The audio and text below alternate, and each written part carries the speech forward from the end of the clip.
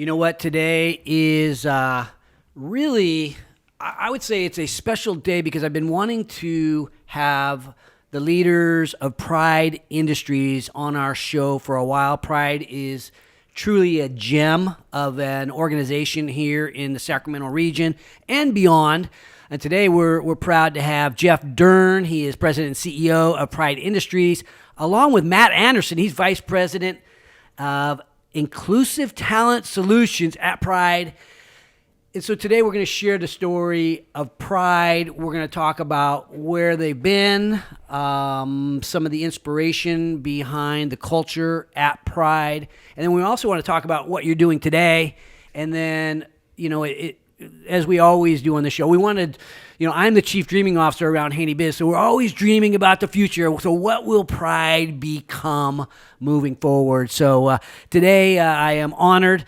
Jeff and Matt, how are you guys doing today? Doing wonderful. Awesome. Thanks, Awesome. Mark. Thanks for having us. Yeah, appreciate it. So, those of you that are watching on video, you're going to kind of see the interaction between us. So I will do my best to sort of navigate so you know whether Jeff is talking, whether Matt is talking. I think most of you guys know my voice. So why don't we start off, Jeff, you've been with the company 13 years. You're president and CEO. Talk to us about what led you there and what Pride is today. Awesome. Thanks. So what led me to Pride is the mission. Started out my career in public accounting and then worked for some bigger companies. Came to Pride, and it was just something where, man, you get to have an impact on your community. You get to do something that's not only a challenging career, but you get to actually change somebody's life. The impact that we have is incredible. So Pride started out in 1966, Auburn, California, just up the road, in the basement of St. Luke's Episcopal Church. Some parents of young adults with developmental disabilities wanted to have their sons and daughters be able to work, have the dignity of a paycheck. And so that's really our humble beginnings, right up the road there. You fast forward to 1983, and Mike Ziegler joined the company. Mike, and yes. Great, big personality, a retail guy, a sales guy. He comes to Pride through some relationships in the community, and he starts to help develop business. The company at the time, being a nonprofit, was very much fundraising driven, and the board decided, well, we actually want to create a self-sustaining organization. Doing the fundraising is great, but if we can actually sell products and services to companies, we can do even better and create more jobs. So Mike came in, serendipity, took over, and he started growing customers and business. Turned it into a business. Turned it into a little bit self-sustaining business. entrepreneurial in my estimation. So Mike comes in, starts growing it, and take us on that journey. So from 83, when he started, 50 employees, to today, 5,500 employees. Wow. So some amazing, huge growth. We're all about creating an opportunity, creating employment for an individual with a disability. In our country, there's a huge unemployment of people with disabilities. So with 30 million people in our country of working age having a disability, over 70% are unemployed, not in the workforce or underemployed. So Our whole mission is to create that impact and that change. And we've been doing it. We're in 15 states in Washington, D.C. today. We're all over the country, a wide variety of industries that we serve in. And that was all Mike's vision. Just continue to build, hire great people, great leadership, people that understand how to work these businesses, and then continue to create that impact. Well, I think that's probably the key to any business is having the right people. And so, Matt, you and I are new members of the Sac Metro Chamber Board, so I know you a little bit through that. But you are the Inclusive Talent Solutions leader at Pride. Is that a fair way to put it? Yeah, that's correct. Okay, so you're responsible for helping build that team. Yeah. So talk to us about the people that work at Pride. Well, that's the great thing is I feel like I'm the luckiest person in the company. I get to try to take, or I'm going to take, and build what these people have built over 55 years. So you have all this great knowledge from inside of the company that are working with people every day, helping them to be successful. And Inclusive Talent Solutions wants to help other companies replicate that same magic. Have you ever seen Transformers? I know of it. Oh, you know of it. Yes. Right. So in Transformers, there's this thing called an allspark. Okay. Right? Work with me here, right? Little teeny box, right? But in Transformers, you touch that little box to like a car, touch another car, they turn into Transformers. Aha. Those Transformers go out and save the world. Yes. Inclusive Talent Solutions is taking pride as that little box and wants to go touch it to several Fortune 500 companies to Okay. help make a bigger impact with people with disabilities across the world. Okay, so your program is not in recruiting that talent for Pride. You're helping like spread this thing and taking it sort of viral through the corporations. Correct. Wow. Can you give us an example of a success story? Yeah, there's a few of them. So one of the first ones we worked with was Amazon. So we would help to recruit people, make sure they were going to be successful, place them in Amazon, provide supports, help them to be successful. That case study showed all kinds of great results from that. So we're able to get the same level of productivity, but with much higher retention, better attendance, just great ROI, great platform, and was really one of the first ones that showed us that we could continue to do that type of model with other large companies. And so as well. so Amazon is using your platform, Yeah. and their focus is hiring these developmentally disabled people and building their workforce, some of their part of their workforce around that. Yeah, that was exactly the Amazon model. And as the models evolved, what we want to do is first make sure we prioritize hiring high impact hires, which is people with developmental disabled, and then filling the pipeline or those job orders, labor orders with as many people as we can with other disabilities as well. And then with the remaining labor orders, focus on other barriers we specialize in: foster youth, veterans, trafficking survivors. And if there's any jobs left over, we'll just continue with other people through normal recruiting methods. Okay, so if you don't mind, I'm sorry to Yeah. interrupt you. So I'm thinking about this business model. Is this similar to a staffing agency type of model, or is it some kind of consulting model? We offer basically kind of three models. Okay. There, right. So staffing, and within staffing, it could be contingent, temp to hire. We'll do direct placement, kind of set it up more like an RPO. Mm-hmm. We could be a functional service provider where we're doing the payrolling and working that site, managing the people. And that's all the staffing model. And then we also offer training. So training for the company, kind of through a consulting lens.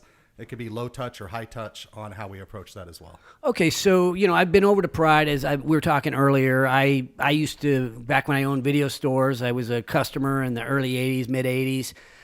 We bought certain products for you that you manufacture. So you guys, I'm thinking of the breadth of services that you have. I've been over there talking to Mike. And maybe we should.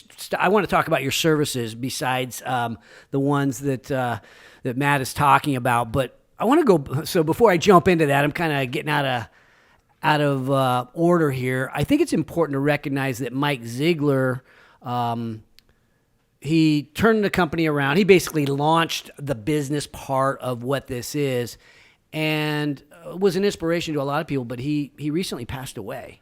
Yeah, we lost Mike back in May. He had an illness. It was a really tough time for us as a company. The pandemic had started. He'd been out of the office a little bit of time before that. And then it's just very surreal. But, without Mike, his DNA is all over the company. His imprint's all over the company. So it was really awesome to see the team just kind of rally around our mission and carry on Mike's legacy. And we're all inspired by Mike, and he touched many of us individually, inspired us, absolutely our biggest cheerleader. And even in this region, people from all over the business community and the community at large just applaud all of the amazing successes that Mike helped lead Pride through. So we carry on that legacy. We're all inspired by our mission. We're very singularly focused on impacting one life at a time. What Matt's talking about, this business opportunity with Inclusive Talent Solutions, it can absolutely change the complexion of the whole workforce, creating a normalization of including people with disabilities in the workforce. That's a large scale thing. But the heart of who we are is that individual impact that we make on each person that we employ. So that all was born with Mike's focus and passion for what we do. About a year ago, I was walking around. Maybe it was a year and a half ago, pre-COVID. I was walking around Pride with Mike, and I was amazed by the obvious love for Mike from the workers. He knew virtually everybody's name. We're talking about hundreds of employees that I saw personally that all seemed to know him and love him. And what goes through my head is, okay, so what a great culture. But how do you fill Mike's shoes? You actually don't. It's all of us. And that's my rallying cry to the company is every one of us is responsible for the mission and the legacy of Pride. You walk through the halls of Pride, and I'm sure you experienced it on the tour. What's our mission? It's to create employment for people with disabilities. Everybody knows why we exist. And that was the powerful focus that Mike brought to our company and inspired us with an I can attitude. I can hear Mike's voice ringing in my ears right now. People with disabilities can do absolutely anything, and we all believe that, and we all know it's true. So if I can just add, this inclusive talent solutions is a natural outcome of who we've been the last 55 years. We have a saying at Pride that, we prove the model every day. So not only do we have world-class businesses and multiple lines of business across the country, we employ 60% of our workforce are individuals with significant disabilities, and we make that work. So we believe any company can strive for 5 to 10% of their workforce or more. Whatever their culture, their leadership wants to shoot for, we believe everything's possible, and it makes your company stronger, as Matt pointed out earlier. Significant disabilities. I mean, Matt, maybe we talk about that a little bit as you think about the work that you guys do there at Pride, manufacturing stuff, service. Yeah. Maybe you could give us kind of a range of the types of work that you all do, but then maybe a range of the disabilities too, because part of that puzzle is matching the person with one kind of disability with the right job to be successful. I'm assuming that. Yeah. How do you do that? Give us a range of how that, I guess, matchmaking works. It's just like hiring for any role, right? You're matching people and their abilities to a role, and sometimes there might need to be a little bit of an accommodation or some support to help somebody get there, and that's where the service side of what we do, kind of the magic line of Pride. If you look at the different business lines. One of them is going to be the people services we provide to help get people ready for that job and supports in that job. So if somebody has a disability where they need more supports, is making sure you have those supports for them, either before they get there to get them to the job they want, or once they're in it to help them be successful in it, make sure they have the same time to proficiency and they're able to get there and be happy in it, and the employer's happy as well. Yeah. I was amazed when I came to Pride. I've grown up in Roseville. I knew Ziegler from we're volunteering teaching at a class at UC Davis, and I teach the class after him, and the students were always just amazed every time he came in there. And when I came out and he gave me a tour, I grew up here. I thought of Pride as like doing some custodial work, and then I went around and you see electronics manufacturing where we're making medical devices and shipping it all over the world and procuring parts from everywhere. And we have people, over half of that workforce has a significant disability on that work floor, doing that successfully. And then you travel around the country. I heard grounds. And when I hear grounds, I'm picturing like a lawnmower and a blower. And I go out and I see a big giant tractor mowing 100,000 acres at a time out at NASA. Go to a site like Fort Bliss in Texas. And everything you do to run a city, facilities, electricians, HVAC, just all those different roles. We have people that are in those roles being successful, succeeding, and happy customers on the other end as well. Amazing. And so it's just amazing to go around and see. We load ships down in San Diego. One of the most dangerous jobs you can do from a workers' comp standpoint, and we're way below average. We get safety records every year. We do all the shipboard provisioning there for the Navy, and then all kinds of commercial accounts as well. Like you'll see our people out at the airport. We do logistics for HP. That's actually when Zig had his dream of us being successful as an organization and providing good products and services. I think that's one of the best examples. They gave us an award for being Supplier of the Year, and it was all based on 5 metrics. They had no idea who we were as a company, that we were employing people with disabilities. We were their Supplier of the Year out of all their suppliers based on the results we were getting. So it's just a perfect example of what you can do when you put your mind to it and kind of get rid of some of the stigma and put some of those supports in place. Matt's talking about some of the successes at the corporate level. Let's humanize this thing a little bit more, if you don't mind, Jeff. Let's talk about a success story of a person who came to work at Pride, and it changed their life because of their Pride experience. Can you think of one? Yeah, Anthony, employee of ours down in Stockton. I mean, Stockton's been hit hard, right, since the Great Recession started. Really, really challenging environment. We have a contract there that we perform environmental services, custodial and cleaning of a hospital environment. Well, Anthony came to us. He's an individual with autism, and he tried to get a job, hundreds of interviews. He applied for basic minimum wage jobs. He could not get employed. He presented differently, communicates a little differently. Came to Pride, gets a job, and then a couple years later, he's growing in that job, gets a promotion, buys his first house. Wow. So that's the kind of impact Wow. we have. We have a lot of success stories like that across the company. Really, our goal is to create a level of independence for each individual around their employment goals, around their potential. What we represent is access and choice in employment for individuals that really face a lot of barriers. So we're really proud that we create so much access across all of our businesses. Inclusive Talent Solutions is going to expand that significantly.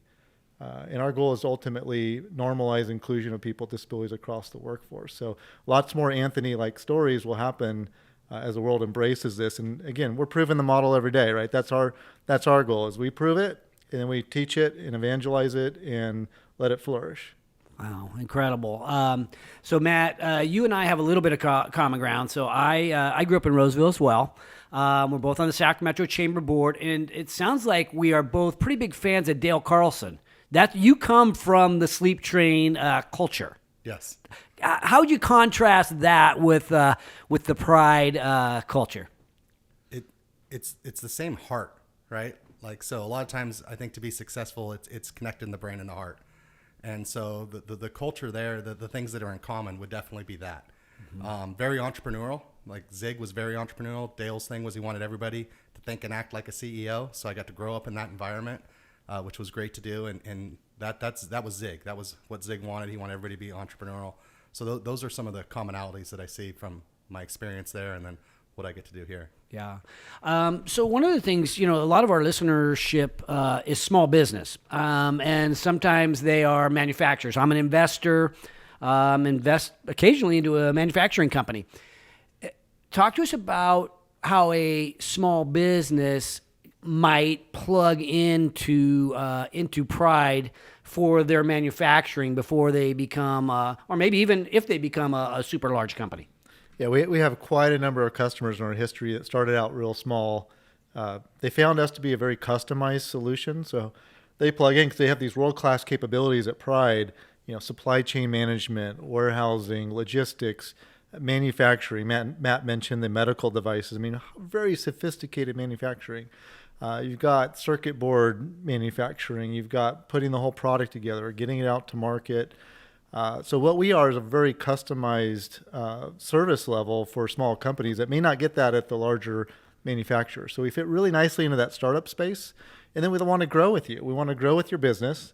As you mature and you grow, then we're creating more impact, right? And Pride's growing with you. So we're just really fortunate to have these world-class capabilities today that have been groomed over decades of effort to where we can scale to large companies like the Hewlett-Packards Matt mentioned.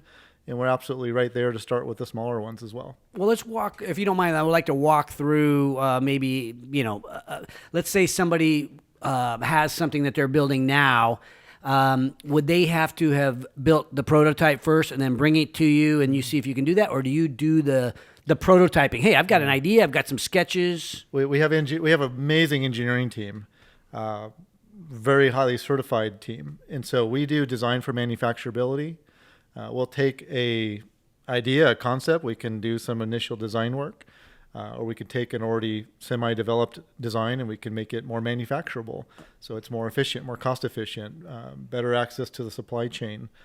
So we do everything soup to nuts, and very creative team, very entrepreneurial. So Jeff, you're the CEO. You've got to divide your resources, your time. It makes me sort of wonder which of these business lines is the one that is consuming you? Which is the one that is going to grow? I know you brought Matt in here, which seems like a line of business that you've got a lot of oomph behind. Is the prototyping and the manufacturing, is that sort of how big of a focus is that? Yeah, well, all of our lines of business are a huge focus because we're a mission-driven company, right? So as a social enterprise, we want to provide operational excellence, but we want to create the social impact. So we have people like Tony Lopez, who's our vice president of manufacturing. Tony runs the line of business, right? And we have a chief operating officer that really spends more time in the businesses than I do personally, but we're all very well connected. So Tony's running manufacturing, Matt's running inclusive talent solutions. We've got Chris Bunch, who runs our facility services for our commercial business. And we've got Don Nelson, who runs our federal facility services. We're on military bases across the country. So we have some really talented people. And that's the model that Zig set up. I mean, it's just smart business, right? You hire really talented people, let them run the business, try to get out of their way. And then we all collaborate and coordinate for the best strategies to grow it. Exciting stuff. So, so there's 4 lines of business. You've got 4. You mentioned 4 leaders. Actually, Tony and I served on a panel together once or twice in the small business entrepreneurial area innovation awards. Great guy. I can see the kind of way you've built your leadership team. Obviously, we have Kat sitting right over here. She's looks like a new member of the squad. Thinking about that, how do you have to advertise, or do people come to you? Is there marketing associated with this, or is it like, look, it's just word of mouth at this stage? I'm so glad you asked that question. Kat reports into our growth team, our marketing team. So we brought on a very talented senior vice president, Leah Burdick, had world-class experience, international marketing experience, and she's our chief growth officer. So under her leadership in the past year, we've really groomed and grown our marketing team. We've expanded, to make sure we have public relations covered. I mean, that's Kat's job. Everybody's doing a great job at this, and we're creating we have a rebranding effort. We have new marketing efforts. So we're really, we look at Pride as like almost like a best kept secret. And I remember talking with Zig about this as we decided to go this direction, to go a growth direction, and really put the word out there. We want to get the megaphone out, right, and shout from the rooftops about the great work that we do and the great impact that we have. And that's exactly what we're doing. So expect to hear more about Pride, more about our business lines. Some of the information we're talking about right now in this podcast is going to be more widely accessible and more publications, website development, the whole thing. So we're really poised for some pretty strong growth. How different is the brand going to feel? Are you going to keep the name? Name's the same. The mission's the same, but we really are crystallizing the vision, the normalization of including people with disabilities in the workforce. We did surveys of our entire workforce, talked with board members, customers, business partners, and we really zeroed in on what's our marketing brand to the outside world. What are our values? What's our vision? So we've really crystallized messaging that I would say over a 55-year history has kind of meandered, and it's been there. I mean, the strength is the mission, but we've really crystallized who are we in the world, and what is our impact, and how are we approaching all these different markets that we serve, some really sophisticated business markets. What else do we need to know about Pride? So I sort of focus in sometimes on what I know a little bit about, but what do I not know about Pride that I need to know so that I can help get the word out, so that I can become inspired to feel like it's one of my hometown gems and I know specifics? Well, I would say, one thing we haven't said on this podcast yet is we're like the original double bottom line company. Okay. That's what a social enterprise is, right? You're double bottom line. We have to say no money, no mission. That was Zig. No money, no mission. So we have to make money to grow and reinvest that into our mission and keep growing it. But you've got to be entrepreneurial. You've got to take risks. So that's what's in our DNA, and that's the legacy we carry on for Zig. Now we do have something new that we've rolled out recently, and it's a helpline for people to find work, and it's 844 I am able. All right, so 844 I can't translate the numbers able. in my head off top. So if I'm out there, maybe I don't know how often you get involved with parents or caregivers that are sort of kind of nudging people along to make a call like that. But so it's 844. I I am able. And that initial call, when they make a call, what happens? So they're either going to get someone live on the phone who's going to walk them through, okay, where do you live? What are your primary interests? And we're going to connect them with a case manager, somebody that can walk them through that experience. And if Pride's not in their particular community, we're in many communities, but not all communities yet. So if we're not in their particular community, we're going to actually partner them with another nonprofit or another organization where they can actually find employment. So part of this is, coupled with ITS, the Inclusive Talent Solutions that Matt's leading, we want to get the word out that Pride is here to really help people get into the job of their choice, to have that access, and gain that greater independence that they want. Yeah, I guess, Matt, with what you're doing, it's going to basically put Pride everywhere. If it's in Amazon and it's these other multinational companies. Yeah, we have a BHAG of 100,000 jobs. And so that's the goal of what we're shooting for. And those companies, there's two things I probably want people to think about, and there's a lot of D&I focus out there, diversity and inclusion. Okay. A lot of big companies have chief inclusion officers, ERG groups. They're doing a lot of stuff. There's a lot of awareness, but there's not a lot of success. And so it's like a big D with a little I, and sometimes it's forget to be dotted. And so we're really trying to put inclusion first when we work with companies on how to do that. And then the other thing is the benefits of doing so. So if you're a corporation, I'm sure you're familiar with ESG. You bet. Right? So environmental, social governance. Mm-hmm. And every financial institution has their own way of rating companies for ESG. Most companies have ESG plans, so Charles Schwab has one, Merrill Lynch has one, and they're rating companies. We really help to supersize that S. And when you do a better job with ESG, your company's values are higher. So when you partner with us, it's actually increasing the value of your organization. So if you're on a growth plan and you're thinking of, what's my exit strategy down the road, we actually help by working with us to even improve that as well. And then there's all kinds of benefits along the way. There's WOTC tax credits that people get. So there's actually money they're getting back for partnering with us for helping people to get jobs. There's all kinds of other great benefits with retention, with attendance. It's just, and the one that most people don't think about is innovation. So when we go and work there, sometimes we do a really small accommodation for somebody.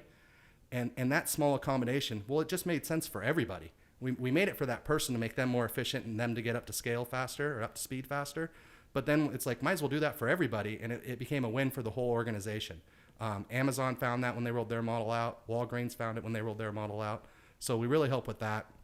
And then just the overall engagement, the people that are being surrounded, the employee engagement scores also go up. So that's the company BHAG is 100,000 jobs. And you think about the number of people that get affected, right? So these entire family, when your person in your family who's disabled or developmentally disabled gets a job and starts buying his own house or her own house, I mean, that changes the whole family. It changes the whole dynamic, I have to imagine, in a huge way. So the numbers of people that you're intending to help affecting the corporations, affecting the entire communities. Yeah. Incredible stuff. So it's 1-844 I am able. That's right. Wow. Great stuff. Anything else we should be talking about, making sure that we're shouting from the rooftops about for Pride? Well, it's been an interesting year for us. We talked about Zig's passing, which is a big thing for us. And we're really making him proud right now. We're growing. Even during the pandemic, we found that all of our lines of business have grown. We've also expanded through a couple of mergers, some smaller nonprofits in the Sacramento community and the San Diego community. And all of that is very synergistic for us because we're going to be able to reach people more efficiently, and we're going to be able to expand our businesses, such as in the San Diego community. We're really excited. It's a big business market and very underserved in terms of the people that we serve. So we're excited about expanding those opportunities into more industries and more employers, as well as building our own businesses down there as well. Well, having grown a few companies myself, obviously, Matt, you being involved in the sleep train as you guys have skyrocketed, there's growing pains, and so I'm sort of wondering. So, obviously losing Mike, enormously disruptive and sad. COVID, and I have to imagine COVID may have hit you all a little bit harder because of. I guess I will say this as a question: were you able to have people work remotely to any large extent? Yeah, it was amazing, Mark. Last March, we had about 300 plus office workers mass exodus into remote working situations in about 4 or 5 days. Wow. And we kind of quipped like, it would probably taken us about 3 months to figure out how to test that plan. But in the pandemic, we just didn't skip a beat. I mean, just really agile. It was very impressive. And we found that to be true throughout the pandemic. Our teams have been very agile, but we also have a lot of frontline workers, and we applaud them big time. And we have a lot of staff. They're essential workers. They have to show up with or Exactly. without COVID and keep them protected. Yeah, we found that our businesses were really aligned with essential businesses. So we were very fortunate not to have a huge hit to our revenues or our employment ranks. So that was a big deal. And we have a lot of staff that showed that they were able to pivot and change their roles temporarily to help us through this pandemic. So, my hat's off to our team members that have come to work every day. And we have a tremendous safety team. I mean, the safety practices for all companies are, it's off the charts what you have to do these days. But we've always put safety first. So I think our team members are probably safer when they come to work than when they're outside of work. Okay, so what I'm hearing, you got a big opportunity challenge about getting the word out with the growth. I'm looking for what the struggle might be, if there is one. I've merged and done acquisitions of companies. A lot of times there's integration challenges associated with culture.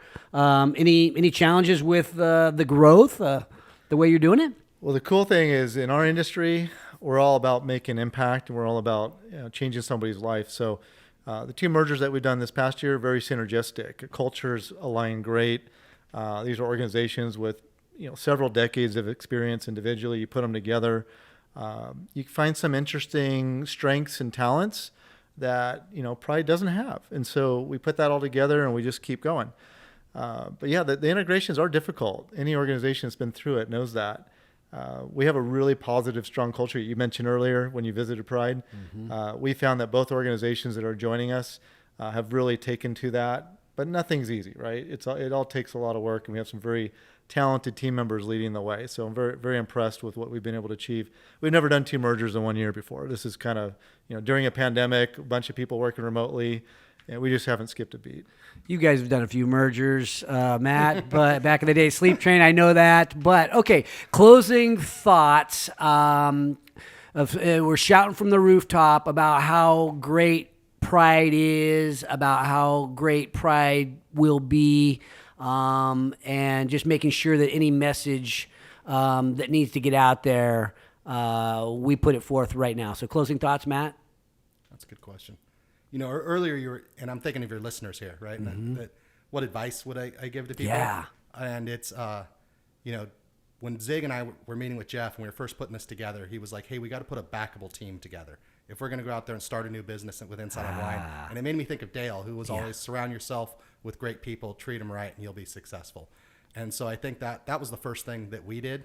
And I think that's my advice to anybody is make sure you have the right people around you, the right resources, and you're going in that right direction. Create a backable team. I love that. I might have to steal that because I always say I'm back in the hometown entrepreneur, but you got to have a backable team. Yeah. And you asked about people applying. I mean, when we started doing that, the person that created this inside of Amazon, Dan Robin, unbelievable person in this industry. He came and joined our team. So if he could build this out inside of Amazon, help any company do it. We have people with great experience in talent acquisition and staffing that worked for top 2 staffing companies nationally and globally, join the team. And then people that on the workforce side that ran the whole entire state of Washington joined the team. So, and then great people in learning and development. One used to be a principal teacher. One was with us at Sleep Train. Just all these great people were just lining up to come join the team and be part of this. And so it's exciting times. Exciting times. All right, I'm going to have you bring it home if you don't mind, Jeff. You are the president and CEO. Please share some closing thoughts, and if there's more, you've already inspired us, but if there's more words of inspiration that you're thinking of or advice, bring it on, baby. I think the story here is really one of, we're going to create the access, we're going to create the choice, and let people live their best lives with our help. We're just giving a helping hand. The business models are strong.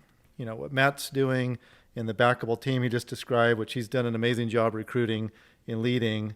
The sky's the limit. I mean, we're BHAG's 100,000 jobs for people with disabilities, but there's 30 million in the country of working age, and they're over 70% unemployed. So my hope is that we'll blow right through that BHAG, maintaining a person-centered approach, right? This isn't about just numbers. It's about impact on an individual's life. And then we just keep on going to the next BHAG. So that's my hope and my inspiration. I love it. The sky is the limit. Jeff Dern, Matt Anderson, thanks for sharing the story of Pride. Appreciate what you do for this community. Thanks for the advice for the entrepreneurs, and look forward to watching you grow and knowing you all better. Thanks, Mark. Really appreciate it. You betcha. Thanks, Thanks, Mark. Been fun.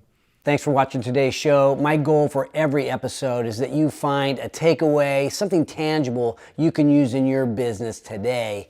And if you have a comment about a favorite takeaway, feel free to put it in the box below. And if you have a topic that you'd like me to bring up on the show, don't forget to let me know. And also, don't forget to subscribe to our YouTube channel if you want to learn more about entrepreneurship. Because at Haney Biz, we are always by your side.